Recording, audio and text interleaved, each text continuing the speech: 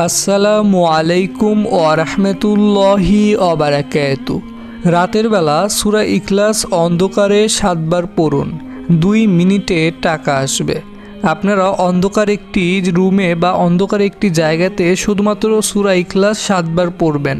একটি নিয়ম রয়েছে, সেই নিয়মে 7 বার পড়তে হবে।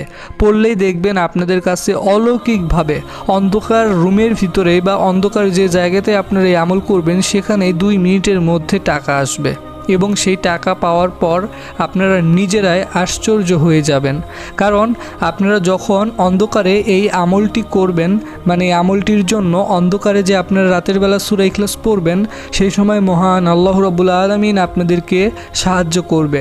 তাই আপনারা যারা টাকার সমস্যাতে আছেন বা আপনারা যারা টাকার অভাবে আছেন, আপনাদের যাদের খুব টাকার প্রয়োজন, অবশ্যই আপনারা এই ছোট্ট একটি আমল করবেন। তাহলেই দেখবেন আপনাদের কাছে টাকার ব্যবস্থা হয়ে যাবে। আর আপনারা অনেকে হয়তো ভাবছেন যে এই আমলটিকে আপনারা যে কোনো সময় করতে পারবেন। না, এই আমলটি আপনাদের যে কোনো সময়ে করলে হবে না। এই আমলটির একটি সময় রয়েছে, সেটা হচ্ছে রাতের বেলা। কিন্তু রাতের বেলা একটি নির্দিষ্ট টাইম রয়েছে, সেই টাইমটির বিষয়েও আপনাদেরকে একটু পর একদম সহজভাবে বুঝিয়ে দিব। তো এই আমলটি করতে হলে অন্ধকারে আপনাদের কিভাবে 7 বার সূরা ইখলাস পড়তে হবে, সেই সঙ্গে সঙ্গে কি কি নিয়ম রয়েছে, কোন নিয়মে সূরা ইখলাস পড়তে হবে, সকল কিছু একদম সহজভাবে আপনাদেরকে এখন জানিয়ে দিব। আপনারা অবশ্যই কিন্তু সম্পূর্ণ ভিডিওটি দেখবেন। ভিডিওটি টেনে টেনে দেখলে হবে না, বা ভিডিওটি সম্পূর্ণ না দেখলে হবে না। আপনাদের অবশ্যই ভিডিওটি সম্পূর্ণ দেখতে হবে। তো আপনারা এই যে আমলটি করবেন, আমলটি করার জন্য কি কি করতে হবে সেই সকল সম্পূর্ণ নিয়ম এখন একদম সহজভাবে বলে দিচ্ছি। তার আগে অবশ্যই ভিডিওতে লাইক দিবেন এবং এরকম আরও নতুন নতুন আমলের ভিডিও পেতে চ্যানেলটি সাবস্ক্রাইব করে পাশে থাকা অল নোটিফিকেশন অন করে রাখবেন। আর আগে থেকে আপনারা এই চ্যানেলটি যারা সাবস্ক্রাইব করে রেখেছেন, আপনাদের জন্য অনেক বেশি ভালোবাসা রইল। তো এই যে আমলটি রয়েছে, এই আমলটি আপনারা কিভাবে করবেন? প্রথমত আপনাদের আগে অজু করতে হবে। আর অজু করার আগে অবশ্যই কিন্তু আপনাদের একটি অন্ধকার জায়গা বেছে নিতে হবে। তো আপনারা সেটা যে কোনো অন্ধকার জায়গাতে আমল করতে পারেন। যেহেতু রাতের বেলায় আমল করতে হবে, অবশ্যই সকল জায়গায় অন্ধকার থাকবে।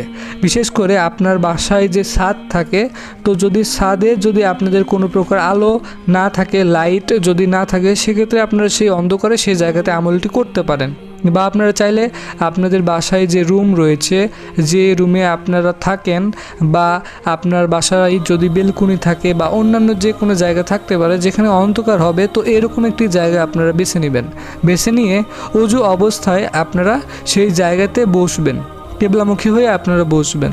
বসার পর তারপর আপনারা সেখানে আমলটি করবেন। আর আপনারা কিন্তু একটু ভুল করবেন না, সেটা হচ্ছে অন্ধকার যদিও হবে, আপনারা যদি জিরো বাল্ব বা যদি রুমে আমলটি করেন, জিরো বাল্ব জ্বালিয়েও এই আমল করা যাবে না। একদম কোনো প্রকার কোনো আলো থাকা যাবে না, বিশেষ করে লাইটের আলো। অন্যান্য যেগুলো বাইরের আলো রয়েছে সেগুলো থাকলে সমস্যা নেই, কিন্তু আপনাদের রুমে কোনোভাবে কোনো বাল্ব জ্বালানো যাবে না, মোবাইলের আলো ব্যবহার করা যাবে না, বা অন্যান্য কোনো আলো ব্যবহার করা যাবে না। তো হালকা আলো থাকলে সমস্যা নেই, কিন্তু অন্ধকার হতে হবে, এটা হচ্ছে মেন বিষয়।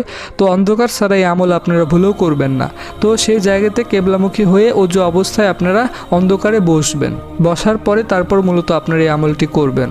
আর এই আমলটি করার জন্য তো সূরা ইখলাস পড়তে হবে। আশা করি আপনারা সকলেই বুঝতে পেরেছেন। তো সূরা ইখলাসটি আপনাদের যাদের জানা নেই, আপনাদের সকলকে এখন জানিয়ে দেই। তো জানানোর জন্য আপনাদের সকলকে বেশি সুবিধার জন্য এখন এই ভিডিওটির স্ক্রিনে শুধুমাত্র বাংলা লেখা উচ্চারণ সূরা ইখলাসটি দিয়ে দিচ্ছি। এই যে আপনারা দেখতে পাচ্ছেন, এখান থেকে দেখে আপনারা সকলেই সূরা ইখলাসটি খুব সহজেই মুখস্থ করতে পারবেন। এখন আপনাদেরকে বলে দেই যে অন্ধকারে আপনারা কিভাবে সূরা ইখলাস 7 বার পড়বেন।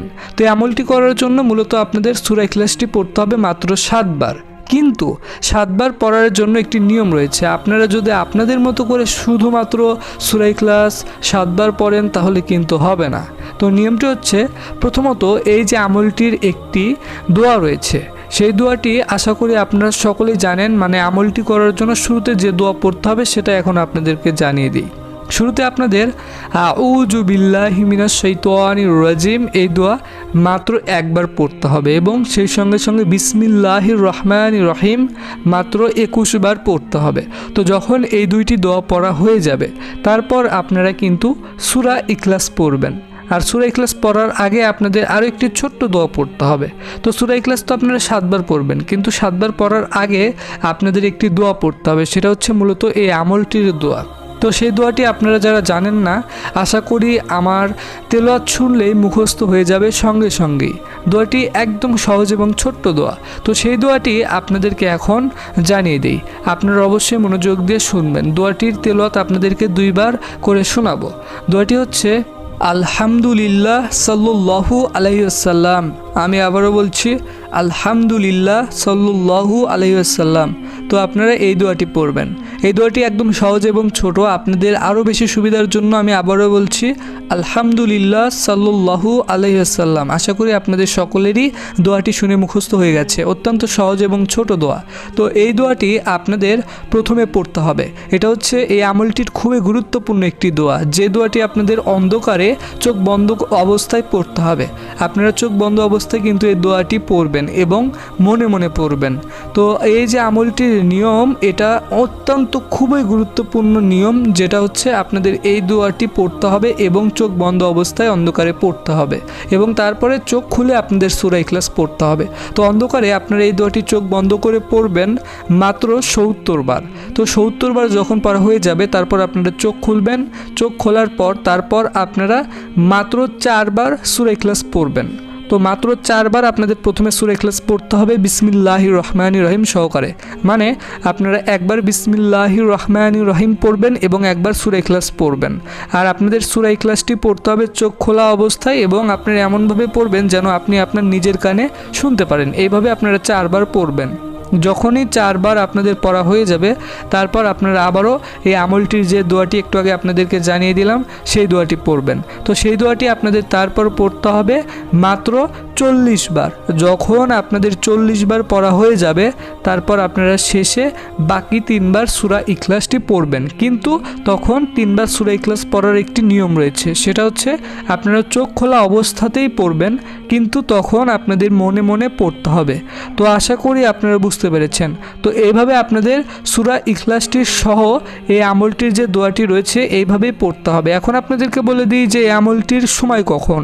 রাতে তো আপনারা এই আমল করবেন, কিন্তু রাতে যে কোনো সময় আমল করলে হবে না। রাতে একটি নির্দিষ্ট সময় রয়েছে। তো সময়টি জানানোর আগে আপনাদের কাছে একটি ছোট্ট রিকোয়েস্ট থাকলো, আপনারা অবশ্যই এই ভিডিওটির কমেন্টে সকলেই মাত্র 3 বার আমিন লিখবেন।